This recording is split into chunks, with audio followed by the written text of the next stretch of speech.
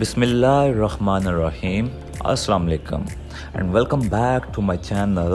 I am here with another new video and today I will discuss about the topic present indefinite simple sentence.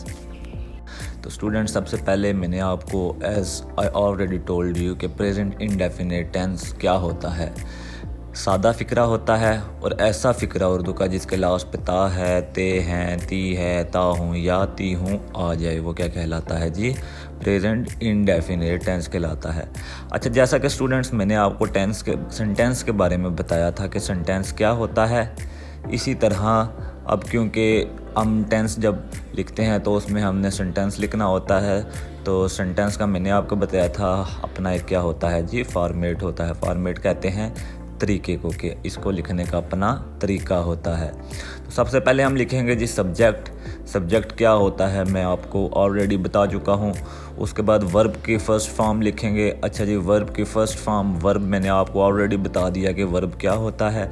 इसके अलावा student इसमें एक चीज़ जो आपने add करनी है वो ये है कि अगर आपके पास सब्जेक्ट है जो वो सिंगल पार्टी है, कोई एक बंदा है या कोई एक चीज़ है जो कि काम कर रहा है, तो उसमें जो वर्ब होगा, वर्ब की जो फर्स्ट फॉर्म हम लगाएंगे उसके साथ क्या लगा लेंगे? एस या फिर ई एस लगा लेंगे।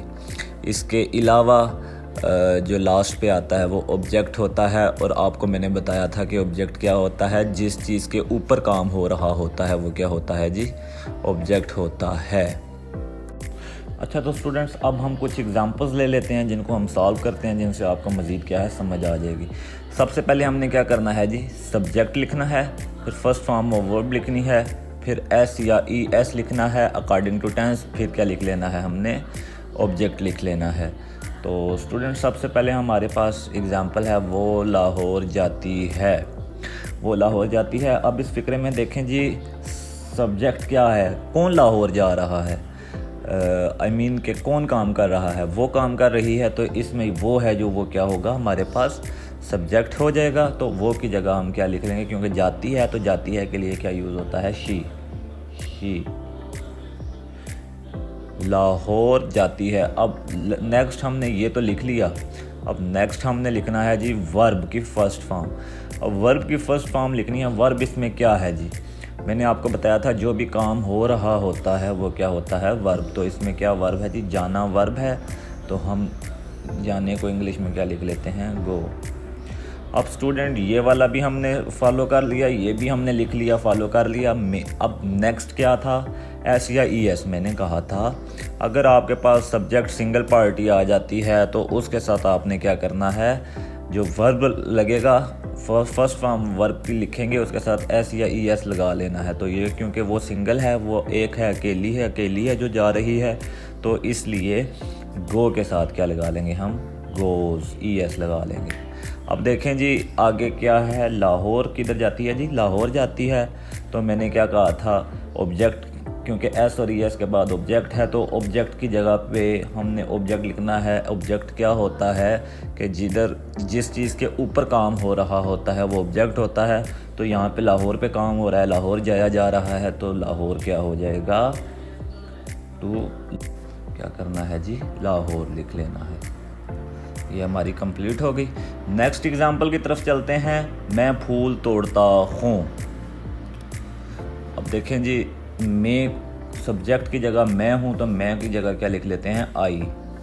आगे देखें जी, फर्स्ट फॉर्म ऑफ वर्ब लिखना है हमने, तो इसमें वर्ब क्या है जी? तोड़ना। तो तोड़ने को इंग्लिश में ब्रेक कहते हैं, मगर ब्रेक कहते हैं अगर कोई मटेरियल चीज़ जो होती है, फॉर एग्जांपल किसी मटेरियल से जो बनी होती है उसको जब तोड़ना होता है तो उसको ब्रेक कहते हैं। यहाँ पे क्योंकि हम फूलों की बात कर रहे हैं तो फूल को तोड़ने के लिए क्या लिखते हैं? प्लॉक। ठीक है जी।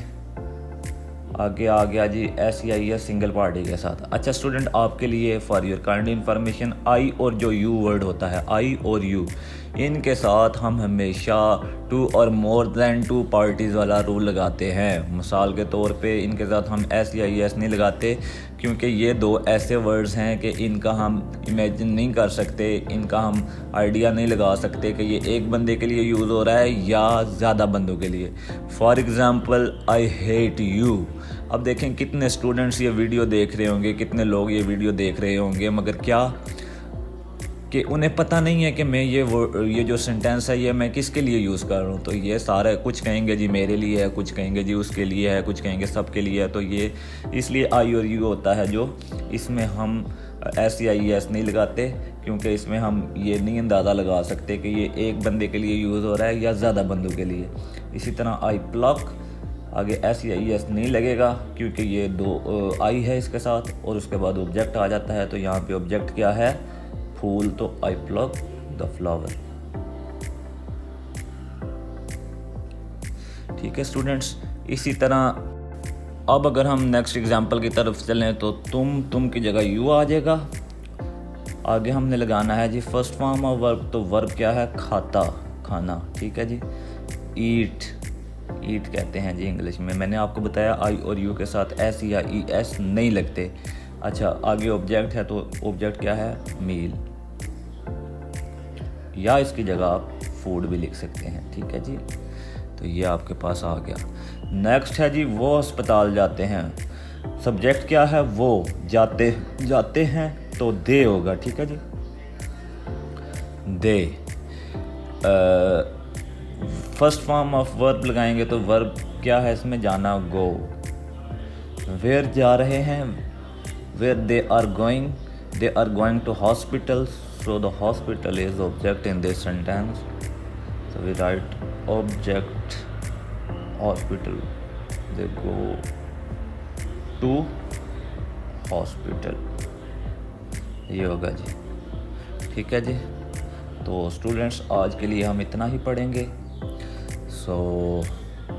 कल इंशाल्लाह हम अपना लेक्चर कंटिन्यू करेंगे। ओके स्टूडेंट्स, अल्लाह हाफिज़।